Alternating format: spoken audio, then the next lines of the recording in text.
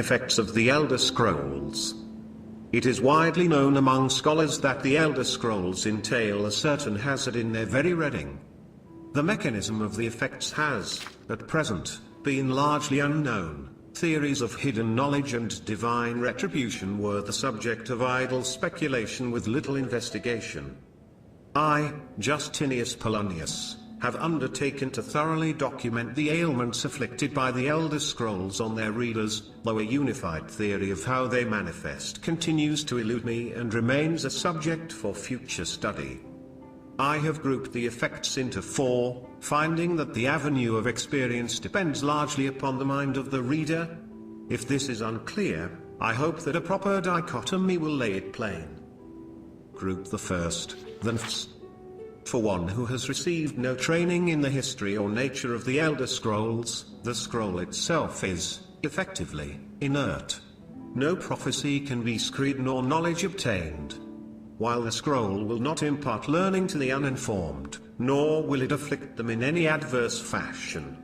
Visually, the scroll will appear to be awash in odd lettering and symbols. Those who know their astronomy often claim to recognize constellations in the patterns and connections, but such conjecture is impossible to further investigate since the very nature of this study necessitates unlearned subjects. Group the second, the unguarded intellects. It is this second group that realizes the greatest danger from attempting to read the scrolls. These are subjects who have an understanding of the nature of the Elder Scrolls and possess sufficient knowledge to actually read what is inscribed there. They have not, however, developed adequate discipline to stave off the mind-shattering effect of having a glimpse of infinity. These unfortunate souls are struck immediately, irrevocably, and completely blind. Such is the price for overreaching one's faculties. It bears mentioning, though, that with the blindness also comes a fragment of that hidden knowledge, whether the future, the past, or the deep natures of being is dependent on the individual and their place in the greater spheres. But the knowledge does come. Group the third, mediated understanding. Alone in Tamriel, it would appear that only the cult of the ancestor moth has discovered the discipline to properly guard one's mind when reading the scrolls. Their novitiates must undergo the most rigorous mental cultivation, and they often spend a decade or more at the monastery before being allowed to read their first Elder Scroll. The monks say this is for the initiate's own protection, as they must have witnessed many unguarded intellects among their more eager ranks. With appropriate fortitude, these readers also receive blindness, though at a far lesser magnitude than the unguarded. Their vision fogs slightly, but they retain shape, color, and enough acuity to continue to read mundane texts. The knowledge they gain from the scroll is also tempered somewhat. It requires stages of meditation and reflection to fully appreciate and express what one saw. Group the fourth, illuminated understanding. Between the previous group and this one exists a continuum that has, at present, only been traversed by the monks of the ancestor moth. With continued readings the monks become gradually more and more blind, but receive greater and more detailed knowledge. As they spend their waking hours pondering the revelations, they also receive a further degree of mental fortitude. There is, for every monk, a day of penultimate reading, when the only knowledge the Elder Scroll imparts is that the monk's next reading shall be his last. For each monk the penultimate reading comes at a different and unknowable time. Preliminary work has been done to predict the occurrence by charting the severity of an individual monk's blindness, but all who reach these later stages report that the increasing blindness seems to taper with increased readings.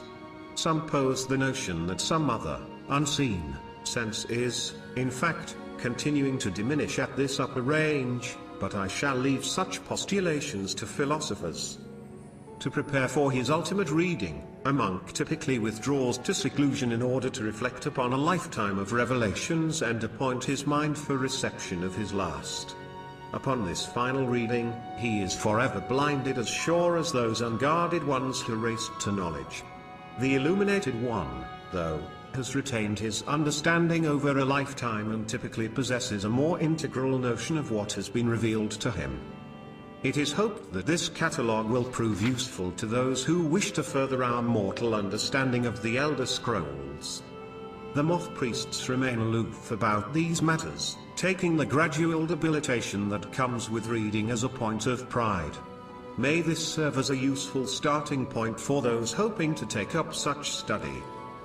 Dictated to Sjors, 4th of last seed in the 126th year of the Second Era.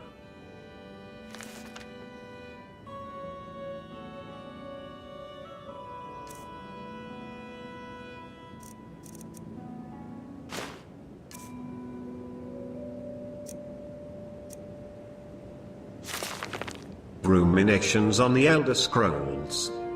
By Septimus Cygnus, College of Winterhold. Imagine living beneath the waves with a strong-sighted blessing of most excellent fabric. Holding the fabric over your gills, you would begin to breathe, drink its warp and weft. Though the plant matter fibers imbue your soul, the wretched plankton would pollute the cloth until it stank to heavens of prophecy.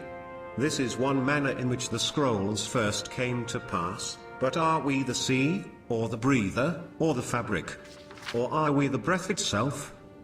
Can we flow through the scrolls as knowledge flows through, being the water, or are we the stuck morass of sea filth that gathers on the edge? Imagine, again, this time but different. A bird cresting the wind is lifted by a gust and downed by a stone. But the stone can come from above, if the bird is upside down. Where, then, did the gust come from? And which direction? Did the gods send either, or has the bird decreed their presence by her own mind-making? The all-sight of the scrolls makes a turning of the mind such that relative positions are absolute in their primacy. I ask you again to imagine for me. This time you are beneath the ground, a tiny acorn planted by some well-meaning elf maiden of the woodlands for her pleasure. You wish to grow but fear what you may become, so you push off the water, the dirt, the sun, to stay in your hole. But it is in the very pushing that you become a tree, in spite of yourself. How did that happen? The acorn is a kind of tree egg in this instance, and the knowledge is water and sun. We are the chicken inside the egg, but also the dirt. The knowledge from the scrolls is what we push against to become full-sighted ourselves. One final imagining before your mind closes from the shock of ever knowing. You are now a flame burning bright blue within a vast emptiness. In time you see your brothers and sisters, burnings of their own in the distance and along your side. A sea of pinpoints, a constellation of memories. Each burns bright, then flickers. Then two more take its place, but not forever, lest the void fills with rancid light that sucks the thought. Each of our minds is actually the emptiness, and the learnings of the scrolls are the pinpoints. Without their stabbing light, my consciousness would be as a vast nothingness, unknowing its emptiness as a void is unknowing of itself.